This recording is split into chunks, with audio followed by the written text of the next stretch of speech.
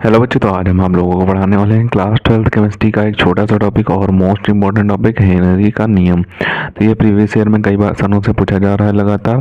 2018, 19, 21, 22, 24 में पूछा गया था। इस बार भी इसके आने के चांसेस हैं, इसलिए हम आपको ये पढ़ा देते हैं।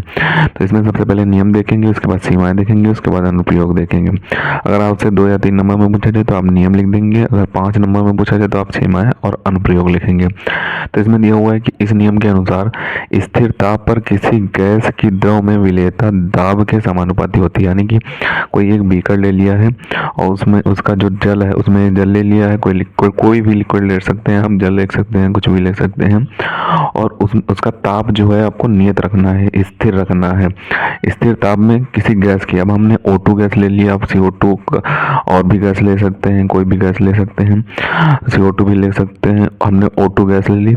अब इसको जो द्रव में मिलाएंगे, जब प्रेशर डालेंगे इस गैस पर और द्रव में मिलाएंगे तो जितनी मात्रा इसमें घुलेगी वही आपकी विलेयता कहलाएगी, और जो प्रेशर लगाया जाएगा वो दाब कहलाएगा। दाब और विलेयता जो होता है वो समानुपाती होता है एक दूसरे के। जहाँ पे दिया हुआ है विलेयता समानुपाती दाब के होगा, तो जितनी मात्रा इसमें घुलेगी वही समानुपाती होगी प्रेशर के, दाब के समानुपाती होगी। तो विलेयता और दाब का P से प्रेजेंट करेंगे, विलेयता जो मात्रा घुली हुई है उसे M से प्रेजेंट करेंगे और समानुपाती का चिन्ह लगा देगा। जो ये चिन्ह हटेगा तो कोई नियतांक आ जाएगा, तो चिन्ह हटा के हमने K और हेनरी का H नियतांक आ जाएगा और P हो जाएगा। तो यहाँ पे बराबर करके KHP हो जाएगा। यहाँ पे देख लेते हैं कि इनको कहते क्या है। यहाँ पे जो M दिया हुआ है इसे घुली हुई मात्रा यानी कि जो विलेयता होती है उसे ही M कहते हैं, यानी घुली हुई मात्रा को M यहाँ पे प्रेजेंट किया गया है।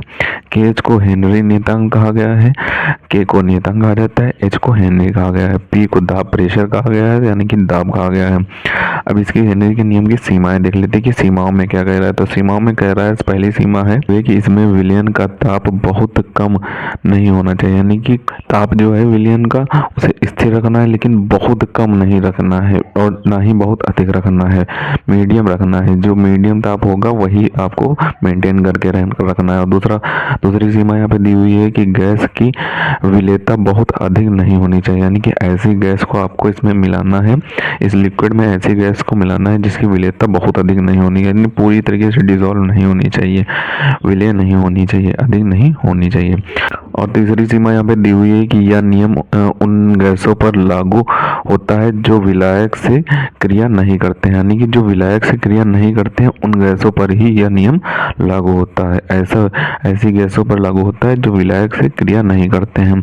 और चौथी सीमा यहाँ पे दी हुई है कि इसमें दाब कम होना चाहिए, यानी कि जो प्रेशर होना चाहिए वो कम होना चाहिए, ज़्यादा अधिक नहीं होना चाहिए। अधिक प्रेशर पे जो होता है, जो गैस होगी वो पूरी तरीके से डिजोल्व हो जाएगी, कैसे करके।